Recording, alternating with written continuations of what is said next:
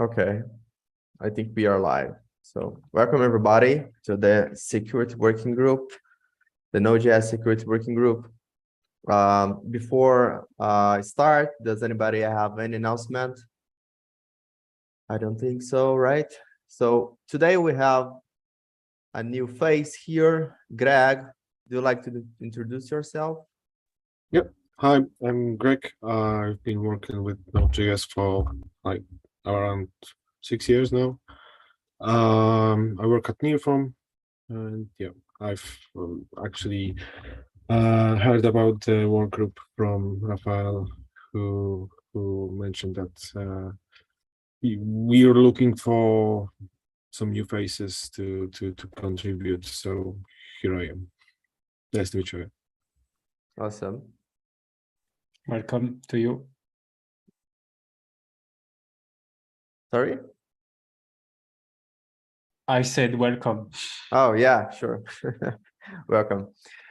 Okay, so going to our agenda. So before going to the agenda, we have a vulnerability review that is basically this link I sent in the chat.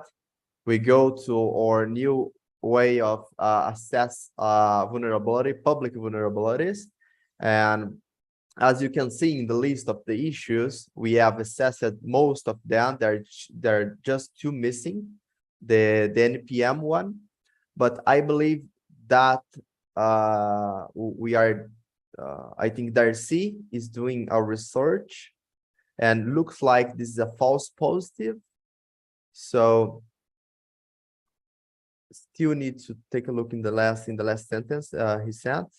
But I believe that's a false positive, right, Facundo? From what I read, yes, but I think they were going to look into it to make sure it's not an actual issue. Yeah, I think the problem was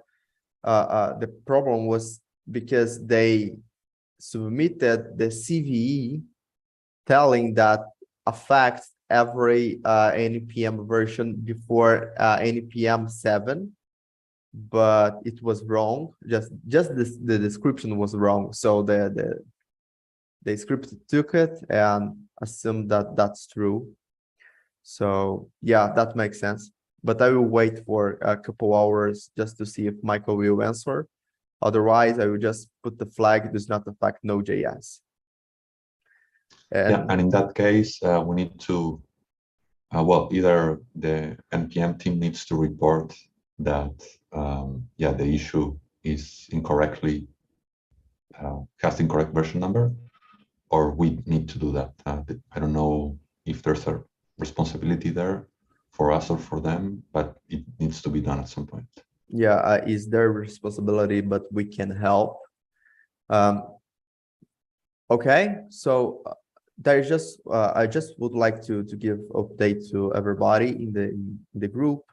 Facundo did some updates in that assessment, and as you can see by the Node.js blog, let me send you Node blog. We have just published 3 days ago assessments and assessments for OpenSSL and zlib. And we have also mentioned the Node.js assessment workflow, which is this that is this repository. Basically, every new public CV we will assess in that asynchronously, but we will make sure that we are doing that in every security working group meeting just to not miss anything. Okay. So we did that and we can move on. The next one is from the Node.js TSC. That one, as said previously, we are waiting for Michael elaboration on that team, so we can move on. I think Michael will join in the second half of this meeting, so we can ask him. The next one is the Node.js best practice document, the issue 819. Basically, I have very good news for that. we are about to finish, or at least to submit a review. Yesterday I took some time and I have updated the document, and let me give Greg access to submit suggestions. Greg, can you send me your email in the chat here?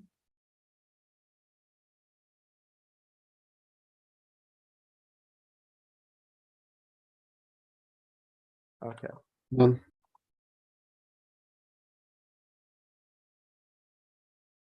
Done. Just refresh the page and it will go.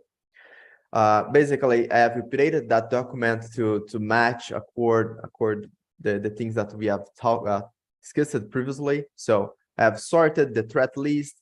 I have rephrased or elaborated some mitigations, and as you can see, in the previous document we had two threats for denial of service.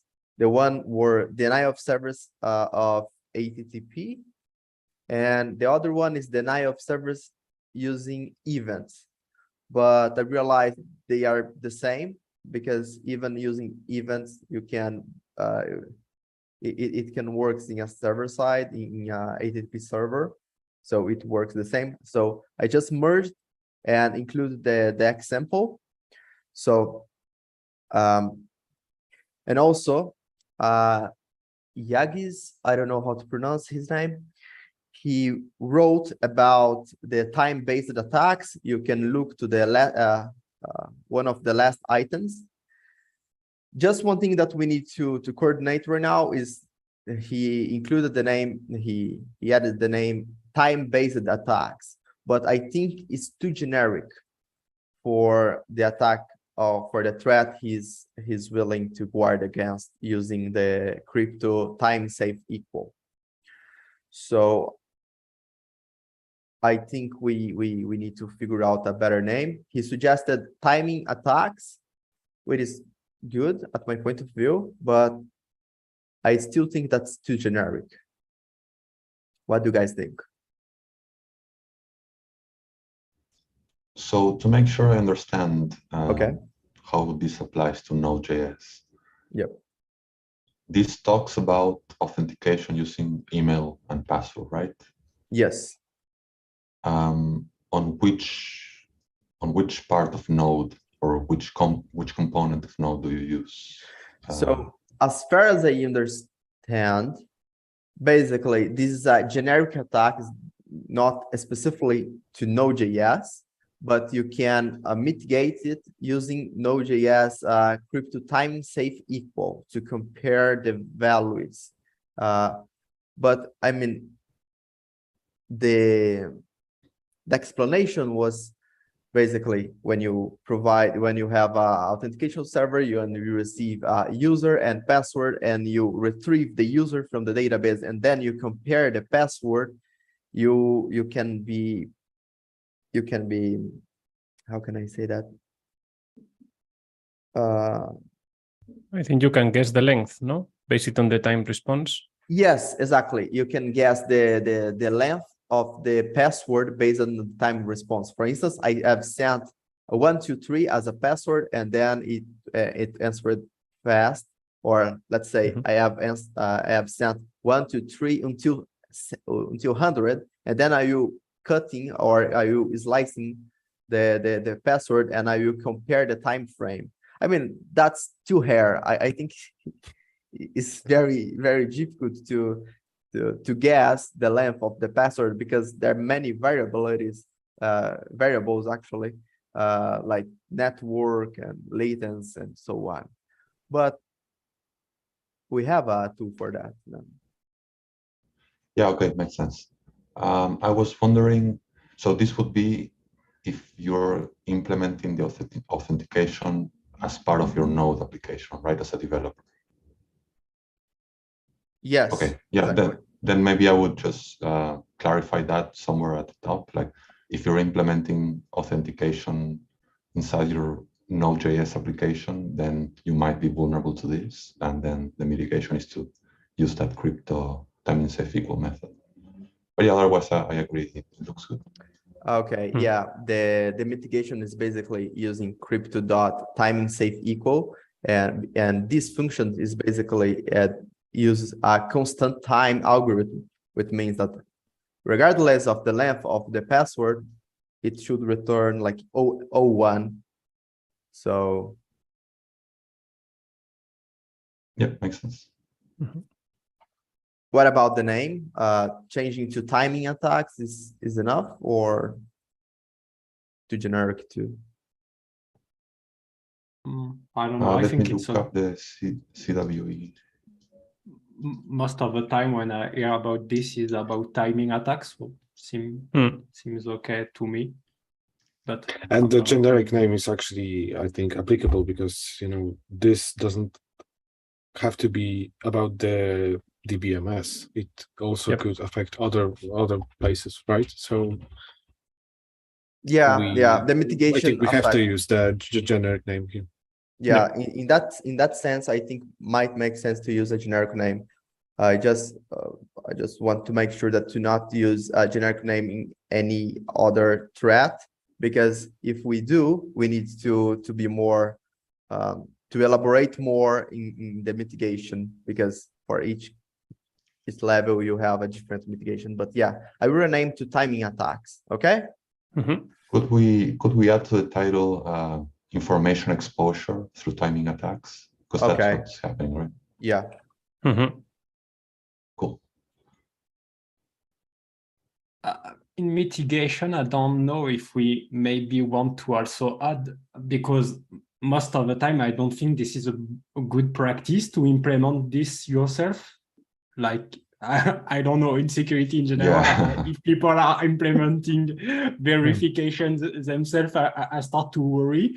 So I would maybe recommend, I don't know, in native crypto, maybe we have a script or something like this. I'm not an expert on this, but I think maybe we could, I don't know, or even maybe recommend third-party dependency. I don't know if this is the scope, but most of the time I think we can mention like if you really want to guard against this attack, or if you are suffering this attack, timing safe equal might be a mitigation, or can be a mitigation, because mitigation does not mean that it will solve the problem. Yeah. Okay, so yeah, but maybe like one mitigation could be like a general recommendation, right? Saying, as a general rule, don't implement your own crypto and authentication routines. Rely on, I don't know, established third-party libraries or. Yeah, I'm not sure how I feel with that statement, because we are basically saying that to build a node.js application, you need to use third-party applications. Like, it's not the case, you know? No, yeah, indeed. And it's not even related to Node.js, so yeah. Yeah, maybe not mention third-party libraries, but the key thing here is like, in general, it's better to not implement your own crypto or authentication routines, right? Because I guess most people falling on in this case are people who try to implement such art mechanism by themselves. So, and I think, as I said, natively we also have native API to, for example, to hash, or like a script, for example. We have this natively, so maybe we should point to other API like in crypto, because I don't see that much production using timing safe equal. I don't think most of the time people use this. They just need to use the right API for encrypting password, for example, or things like this. I don't know how to say this exactly. Sorry, but yeah, I'm wondering. I get the point that it's maybe a good idea to actually point someone who's unaware that this is a bad idea, to that he shouldn't be doing this. Okay. So how do we express it?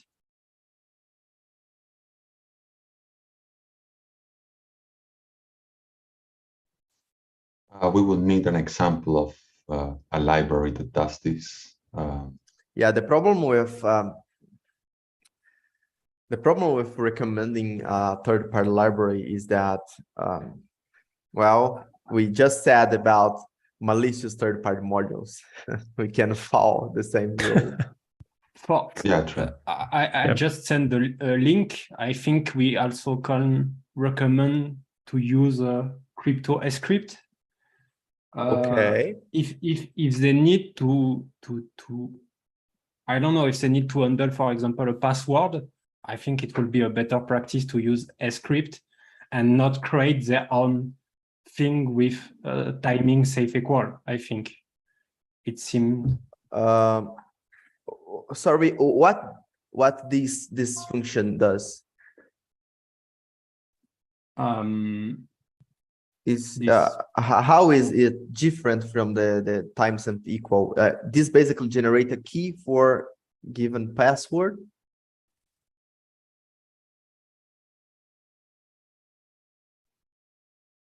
For me, it's like Argon 2D, but maybe I will have to look.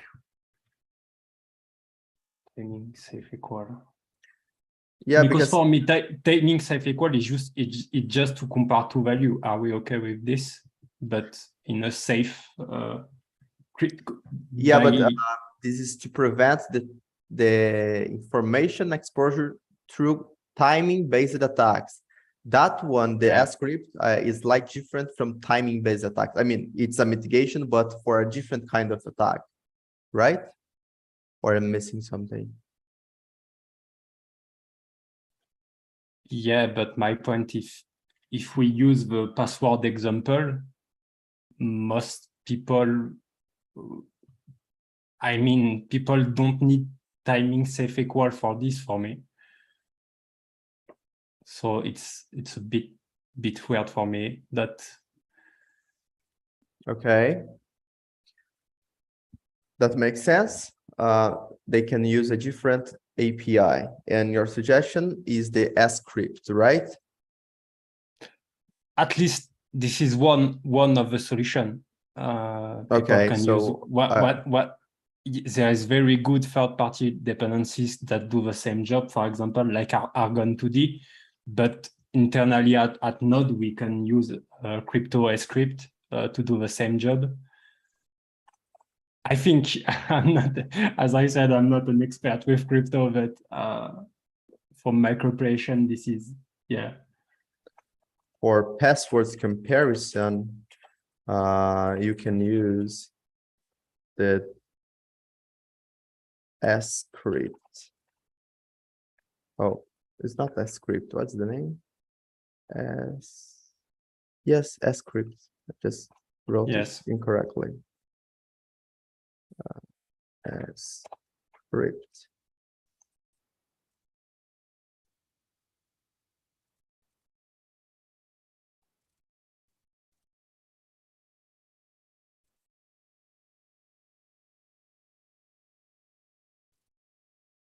Okay, that makes sense, I guess. Just need to check if for password comparison that's feasible, because as far as I understand from the description, looks like this use a complex algorithm that might not be worth it if you are creating a HTTP server. Like it will take around 5 seconds just to return, and you'll be exposed to DDoS in that case, I guess.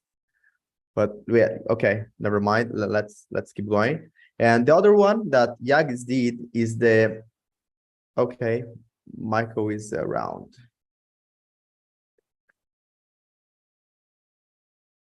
Promote him. Okay.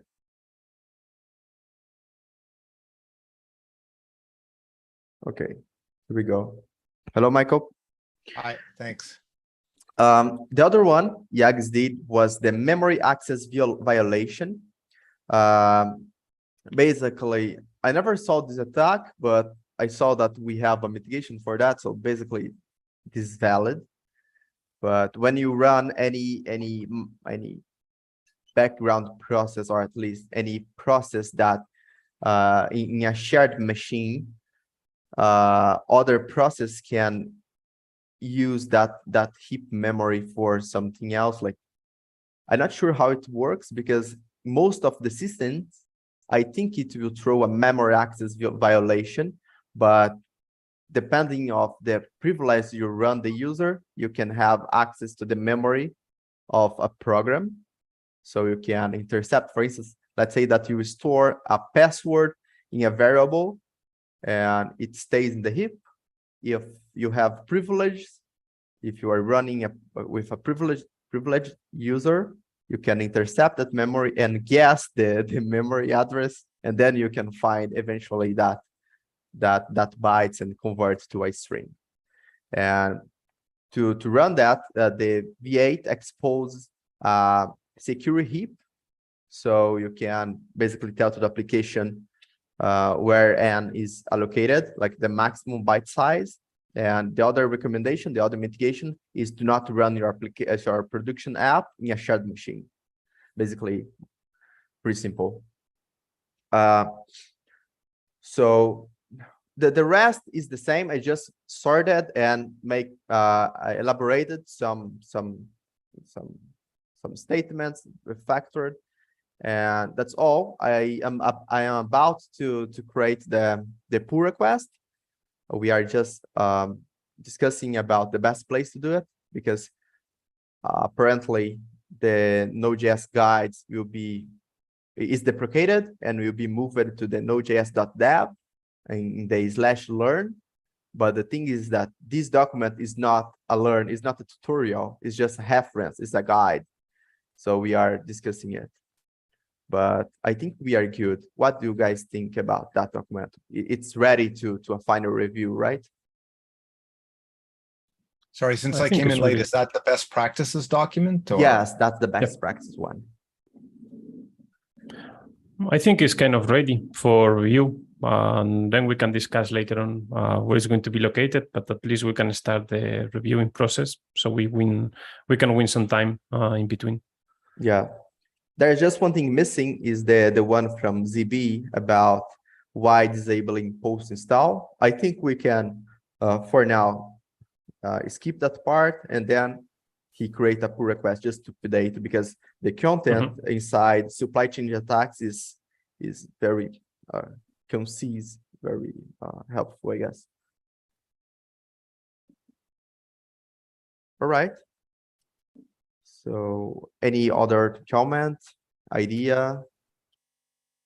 Yes, the next step you're suggesting is like a pull request to somewhere in the security working group repo? No, I'm about to send it to the nodejs.org/guides. Okay. Okay. Yep, that makes sense. Yeah. So okay. Michael, just one thing, we skipped the last item that was about the recharter ecosystem security working group. So because we are waiting for your input, I didn't understand how it works. Okay, so I can give a little context, and we could go from there, right? So yeah, I mean, there's kind of two ways a team like this can work. One is like as a formally chartered working group where like the TSC has delegated some responsibility to that team. And so that's what you see in the charter is like, here's what the TSC has said, we're going to let that group work on.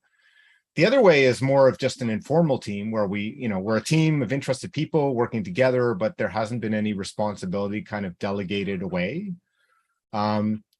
That's really the only difference in terms of how we work day to day, what you do.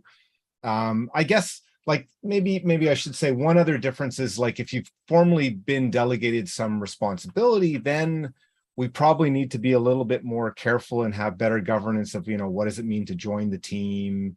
What do you get access rights to and stuff like that. So the working group like might actually imply a little bit more sort of overhead management, that kind of stuff. but like day to day, in terms of us wanting to get together, work on topics and push things forward, it really has no effect.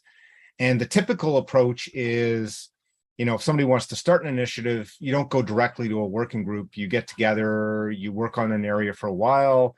And if it makes sense to get that delegated responsibility, then, you propose a charter and you get chartered. I think in the beginning, there was more focus on like making actual working groups. I think today there's more focus in the project on just like, let's just spin up a team.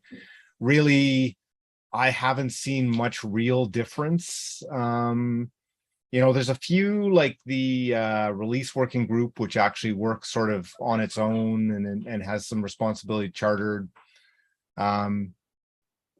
So I think for like in our context, I don't think it really matters for the state that we're at, unless there's something in particular that we say, hey, we want this team to be able to formally make decisions without going back to the TSC. And even when I say that, most of the time the teams for like some big decision would probably go back to the TSC anyway, right? Because it's good to build consensus. So my personal opinion is it really doesn't matter one way to the other or the other to us at this point. And so we can the ask is either to say like, let's decharter. So like, we don't need a formally chartered working group. We just remove the charter. Doesn't mean the team stops working. The team still exists. We still have all the same resources. Nothing else really changes.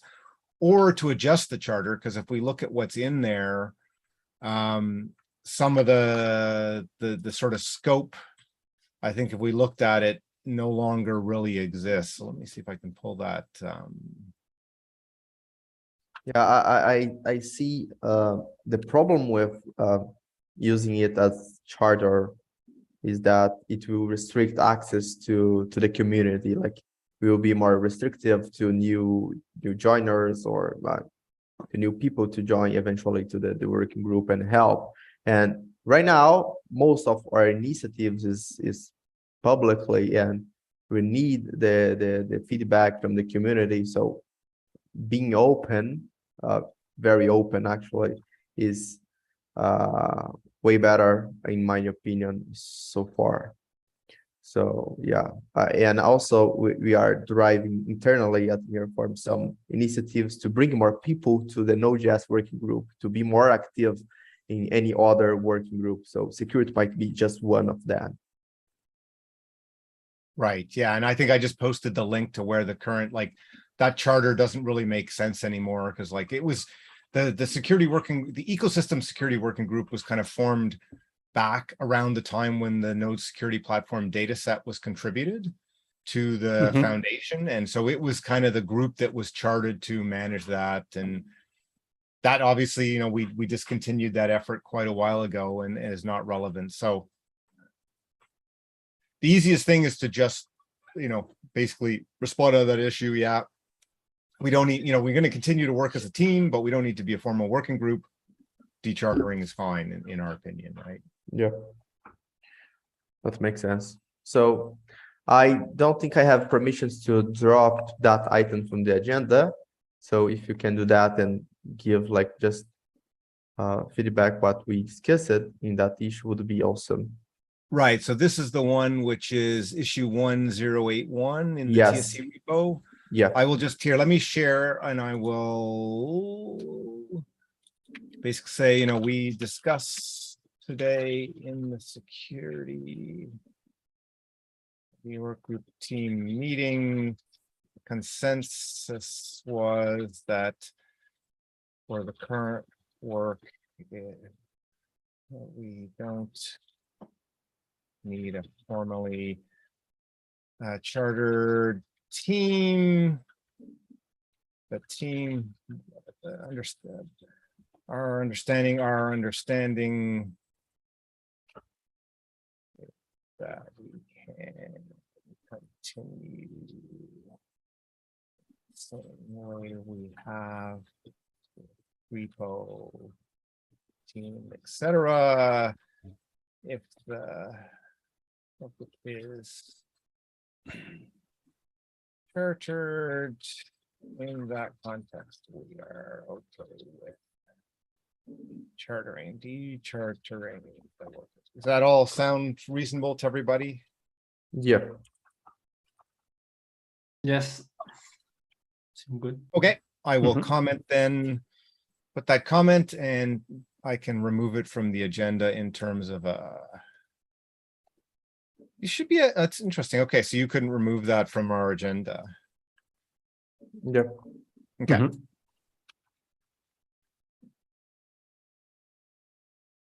Okay. Move on. Moving on. and I'm gonna stop sharing. Okay, there you go. Okay. Next one, threat model. The issue 799, sending in the chat. And then we have the threat model document, which I will give access to Gregory too. Awesome. And this one is still a draft. We are not about to open a pull request, but soon we finish the best practices. We are focused on that one, right? I don't remember in which step we stopped. I think we still have, are there any comments on there? Like we were still trying to like refine the content. It's been a Yeah. little while since we had the discussion, but I think it's like this section right here, which is like, what does node trust, not trust? That's what we want to sort of PR in somewhere at some point as the threat model. Yeah, most likely security MD or something like that, right? Yeah, so basically I think that the part under that, what does Node.js trust, not trust, we would say, here's our threat model. But just like not necessarily the threat list, that I think went into the, well, actually that we were kind of using as a sanity check to say, like, does that make sense? Yeah. But it would be the content from the, so maybe it's been long enough, we should just walk through that content and start the discussion and see where we go, right? And Okay, makes sense. Okay, you want so me to walk us through that? yeah, sure, Okay. sure, please. Okay, so it starts out, being able to cause a negative outcome in a way that requires control of the elements that are trusted by Node.js is not considered a vulnerability in Node.js. So basically, if you can do something that seems negative, but we trust those elements, we've said we trust those elements, that's not a vulnerability, right? And then on the flip side is being able to cause the following through control of the elements that Node.js does not trust is considered a vulnerability. So if we said we don't trust something, then like if you can cause disclosure or loss of integrity or confidentiality of data protected through the correct use of the Node.js APIs, or if you can, cause the unavailability of the runtime, including sort of an undegraded, unbounded degradation of its performance, that's a little fuzzy, right? And like, you can probably, and I don't know that we can be any more specific. It's not like, hey, when you've done 20%, I think we do that ad hoc, but it's saying like, if you can cause us to crash effectively, so totally unavailable, or if you can degrade it to the point where it's effectively a problem, those are considered vulnerabilities. Yeah. I think then we also said is like, in addition to, trusting, non-trusting, if you can cause things doing, we also were saying that if node loads configuration files or runs code by default without the user having asked for that, and we haven't documented that, that's considered a vulnerability. And we may actually fix that through a documentation update. So basically it's things like, if OpenSSL automatically opens a configuration file and then we haven't told anybody about that, yeah, that seems like something we should accept as a vulnerability, because things may happen or be able to be configured. Like the end user doesn't know they need to protect that file. Once we've documented that we load that file, we're basically saying we trust we're documenting that we trust the content of that file, and therefore it's up to the user at that point to do the right thing in terms of protecting it, making sure that, somebody doesn't modify that file. And that seemed to be a good balance based on some of our past CVEs and discussions in terms of like, should we consider this a vulnerability or not? So to do that, we need to have at least one action here that is like an automation or something that will tell us with files or with files Node.js loads in its startup. So because we don't have it documented.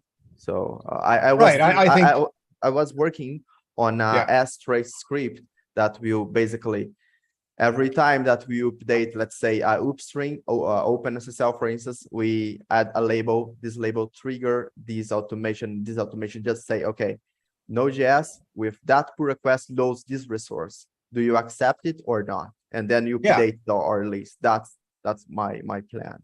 Yeah, I think that's a great one that says like, here's an allow list of here's an allow list of files we know is loaded. Okay.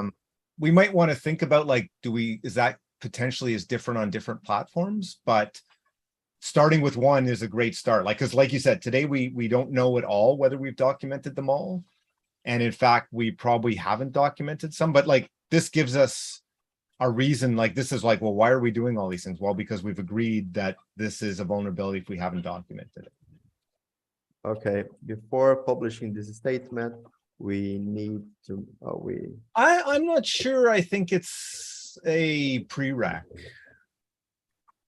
Like, I think this is documenting what we would accept today or like, so I just saying, I don't think we want to block publishing on this on having like all the belts and yeah, at least just the documentation, right? Like just a place saying that. But the problem is that it will require an access trap on every OpenSSL, Zlib, or any other dependency update, right? So sorry, say that again. For instance, let's say that we document it manually today, and then we publish the threat model. Then tomorrow, OpenSSL, Zlib, and other dependencies send a new version, and we need to update. And for human reasons, we can forget to check if they are loading more resource than the previous version. So we are basically saying, okay, you can submit that to the HackerOne, and we will accept it as a vulnerability because, as the statement say, this is a vulnerability now. Yeah, and I guess where I'm coming to is like, this should document what we would do today. What would we, I guess like this should almost be like a documentation of what we would do today. It then drives us to say, wait a sec, have we done enough of the right things? So my comment was just like, we shouldn't block the documenting our model on having put all those places, because we haven't put them in place for all this time. If somebody then opens a bunch of CVEs, that's almost doing some of the work for us, right? It's like, hey, well, wait a sec, you haven't actually documented this, this, and this, right? Yeah, but the thing is that we today, since we don't have that document saying explicitly, if that's not documented, it's a vulnerability. We can say, okay, it's not considered a vulnerability for us. We can assign a CV for that so far. But once we publish it, we can't say that. We can't, you're right. But should we? Like if somebody reported, hey, you're not documenting this, if we're willing to, anyway, like, I don't think we need to like spend all of our time today. Let's get to the point where we have the document that we're willing, and maybe you'll already have the tool or whatever, but I think it's like, once we have the doc, then we should have the discussion whether we block on everything. I'm just like, in my mind, I don't think we want to wait till we've, delay it by 2 months to put other things in. It would be better to give clarity to people, because we get CVEs, which are like, hey, you can tamper with this. And it's like, if we've documented that file is loaded, we would be saying, no, you don't get a CVE for that, right? And so communicating some of that would be helpful. Yeah, anyway, we can close as informative since it's just documentation. Okay. Let's move on. But we can wait till we have the thing ready, like we can do the PRs and everything. And then it's like, okay, do we want to do anything before we do it or not? And that probably, like, even in the larger group, it's good to agree on that. Okay. I just made a comment in the document, so Don't forget. Right. I might just add my comment. Not sure we need to doc on that, but let's discuss once the doc is ready.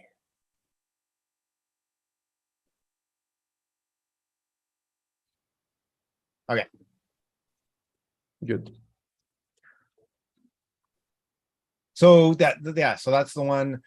Then it goes into like, okay, well, what do we trust and not trust? So it says like, we do not trust network connections that are created through use of the node APIs and are transformed. The data from network connections that are created through the use of the node APIs and which is transformed, validated by node before being passed to the application. So this includes like the HTTPS APIs and DNS APIs. So if we're transforming, acting on that data, we don't trust it in terms of the, if we're going to do some DNS, like if we as a runtime depend on the content, then we don't trust that remote stuff. Yep, sounds good to me. We also don't trust consumers of data protected through the use of the node API. So like if you make a call to encrypt some data with a node API and you send that data in public, or, we don't trust anybody who could consume that data, right? We assume that the data the protection is doing its job. And even though they're not, only the people who are supposed to be able to get at it will be able to get at it. I think we can, in that sentence, we can just adjust the terminology somehow, like consumers of data, just elaborate on what are consumers of data. Is like HTTP requesters, or I would just made a comment. We don't need to do it right now. So maybe that's like better, like anybody with access to data protected through the use of the Node.js APIs.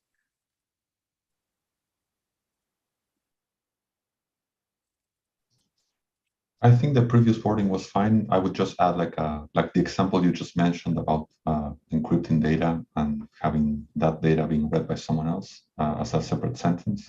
Yeah, I To think have that like a more is better. specific.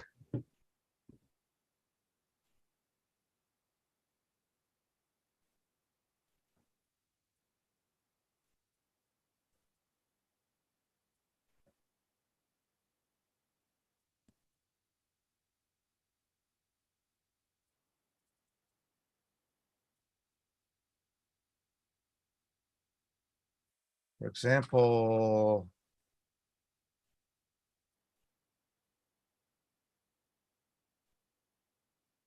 Yeah, that makes, I think that's perfect. Yeah. Okay. And then we had the content of files or other IO that are open for reading or writing by the use of Node.js APIs or automatically by the runtime. And this was standard in, standard error, and standard out.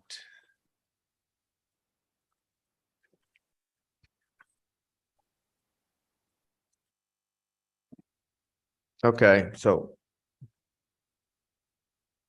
we are covering network, we are covering crypto data, we are covering file system. What else? Node.js to checks, perform checks.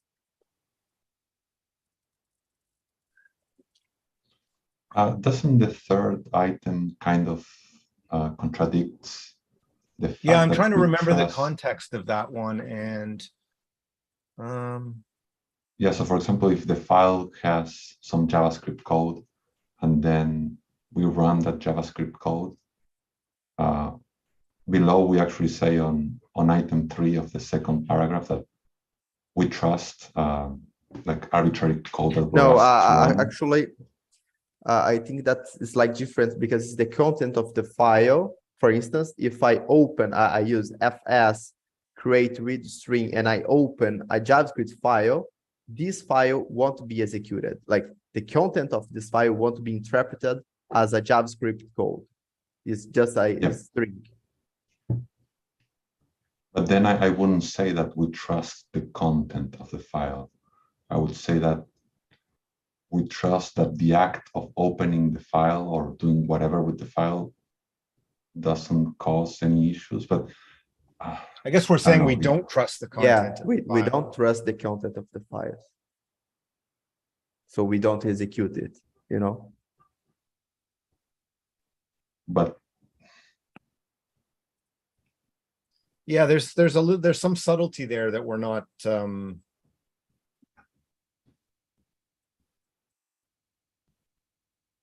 like, and there's the automatically through the use of this or automatically. So basically, if you open a file,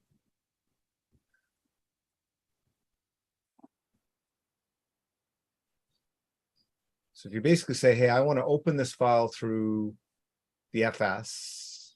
Yeah, I'm trying to remember.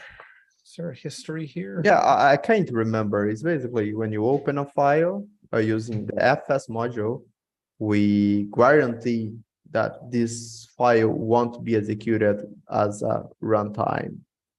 Like if you do a FS read file in a .js, the content of this .js won't be executed. so then maybe we could say that we do not trust the content of the files in the context of opening them or doing whatever with the FS module.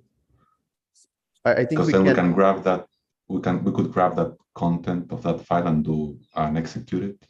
I think we can reword it like we don't trust the content of the file in a way that we interpret the content or something like that. I think the keyword here would be like saying explicitly that we don't run or we don't execute the content, the string content of any file IO, either as the input or files. I guess though you could use eval, right? So you can do FS. But this is explicitly like we don't do it by default.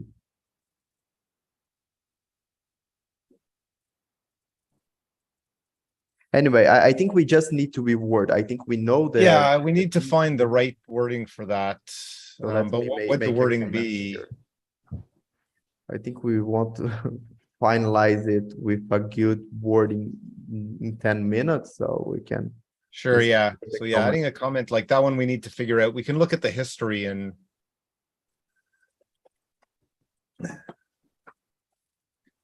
then so then we can say like node trusts everything else. So you know, if we haven't mentioned it, it's trusted, but that includes developers' infrastructure that runs it, the operating system that node is running under and its configuration along with anything under the control of the operating system, the code that it is asked to run, the code it is asked to run, including JavaScript and native code, even if said code is dynamically loaded, the code run inherits all the privileges of the execution of the user.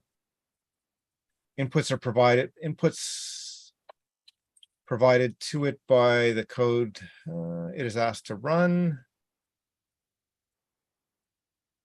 Provided to the code it is asked to run as is responsibility of the application to perform the required input validations. Any connection used for the inspector debug protocol, regardless of being opened by command line options or node APIs, and regardless of the remote end being on the local machine or remote. And the file system when requiring a module. Yeah, basically the file system, okay, when requiring a module. Exactly. That's the item 3 of what Node.js does not trust. So this the item 6, I don't think that makes sense. Okay. Well, it's The file not the system, same. sorry. Yeah, this is the module resolution algorithm, right? Right. So this is like we've had people say, well, hey, you can go up the chain and you can put something up here. And we're like, that's documented. That's the way it works. And we trust the file system. Like we trust that you've configured your file system correctly, right? Yeah, I thought file system as the FS modules, totally Yeah. different. Yeah. Okay, I think we could take this to do out, right? Because this is kind of Yes, it's in the right. new document. Okay. So any unexpected behavior from the data manipulation from node internal functions are considered a vulnerability. Agree. In addition to addressing vulnerabilities based on the above, the project works to avoid APIs and internal implementations that make it easy for application code to use the APIs incorrectly in a way that results in vulnerabilities within the application itself. While we don't result in, so I don't know if we call it that. Yeah, while we don't consider these vulnerabilities in Node.js itself, in the application code says, right, well, we don't consider these vulnerabilities in Node.js itself and not necessarily issue a CVE. We do want them to be reported privately to Node.js first. We often choose to work to improve our APIs based on these reports and issue fixes either in regular or security releases, depending on how much risk to the community they pose.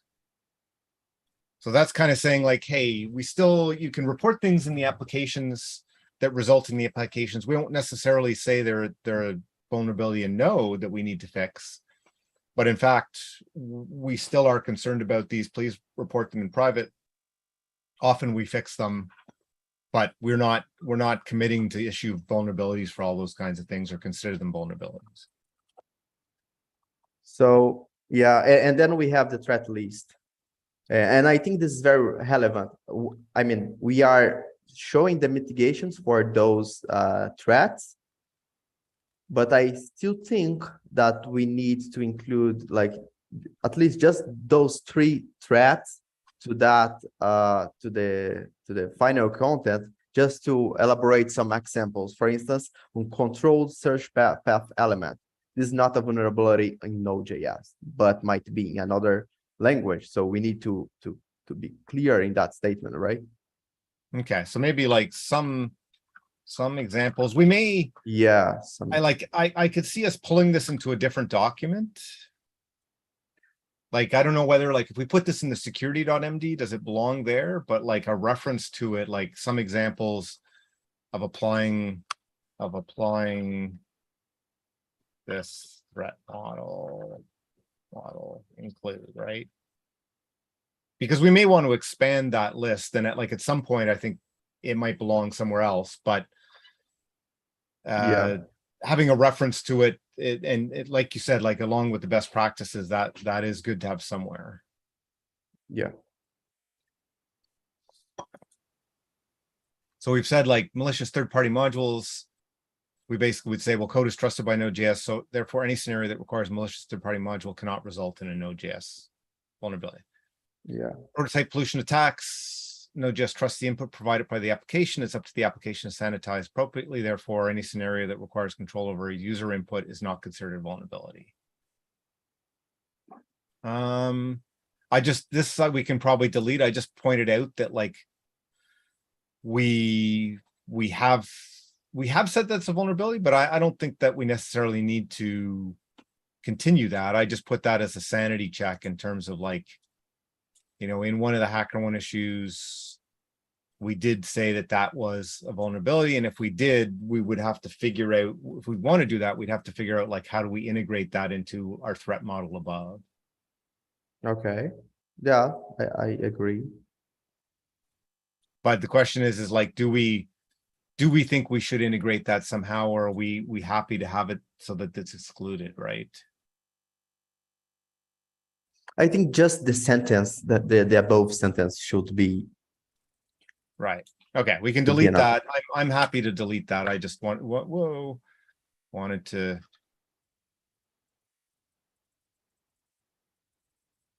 So uncontrolled search path elements. So Node trusts the file system and the environment is accessible to it. Therefore, it is not a vulnerability if it accesses, loads the files from any path that's accessible to it. Yeah. I think we are good, honestly. I think the main one is this number 3. Yeah, we just need to reward that, like at least for a final review, just rewarding that. And that's all in my point of view. So we can just open a pull request in the security.md, and then we will get more feedback from the TSC member. Exactly, right? Like I think because we're gonna probably have a lot of discussion, but that one we should reword, and then we can probably I can work on a on a new sentence for that. I can share in the security working group channel in the Slack. So once I have just one thumbs up, I will open the pull request and then we get more feedback. Okay. How does that Yeah, sound? maybe give us a little bit of time, like a day or so. Yeah, to sure. read and comment on it, but I think it's good to get it. We don't want to optimize forever before we Yeah. have the larger group, because they may, Yeah, people may be and- like, I don't understand this at all, right? Yeah, and once we have the Node.js security best practice document ready to go, like more concise example, we can one complement the other. So I think it's very good. So we are out of time now. Actually, just finished up the meeting. Yep. So I would say thank you, everybody. Thank you, Greg, for your first participation. Hope to see you in the next one. And that's it. Thank you, everybody. Okay. Thanks. Talk to you later.